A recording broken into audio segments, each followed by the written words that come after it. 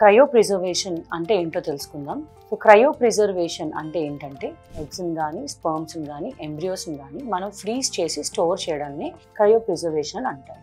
ఇది ఎగ్స్ కోసం ఎప్పుడు చేస్తాము, స్పర్మ్స్ కోసం ఎప్పుడు చేస్తామో తెలుసుకుందాం. సో ఆడవాళ్ళలో ఎగ్స్ ఎప్పుడు మనం ప్రిజర్వ్ చేస్తాం అని అంటే ఫస్ట్ థింగ్ వచ్చేసి క్యాన్సర్ పేషెంట్స్. బాడీలో మనకి ఏదైనా క్యాన్సర్ వచ్చినా, ఎటువంటి క్యాన్సర్ వచ్చినా ఇన్ కేస్ వాళ్ళు కీమోథెరపీ కానీ రేడియేషన్ థెరపీ కానీ అండర్గో అవ్వాల్సిన అవసరం ఉంటే గనక వాళ్ళల్లో ఈ కీమో అండ్ రేడియేషన్ వల్ల ఓవరీస్ డ్యామేజ్ అయ్యే అవకాశం ఉంటుంది. కాబట్టి before going to the treatment మనం ఏంటంటే ఎగ్స్ని తీసి ప్రిజర్వ్ చేస్తాం అనమాట ఫ్యూచర్ ఫర్టిలిటీ కోసం. రెండవది ఆటో ఇమ్యూన్ డిజార్డర్స్. అంటే కొంతమందికి కొన్ని ఆటో ఇమ్యూన్ డిజార్డర్స్ ఉంటూ ఉంటాయి అనమాట. వీళ్ళల్లో కూడా లైక్ ఎస్ఎల్ఈ కానీ రుమటాయిడ్ ఆర్థరైటిస్ కానీ వాళ్ళలో కూడా ట్రీట్మెంట్ వల్ల ఫర్దర్ ట్రీట్మెంట్ వల్ల ఓవరీస్ ఎఫెక్ట్ అయ్యే అవకాశం ఉంటుంది. కాబట్టి వీళ్ళలో కూడా ఎగ్స్ ప్రిజర్వ్ చేసుకోవచ్చు.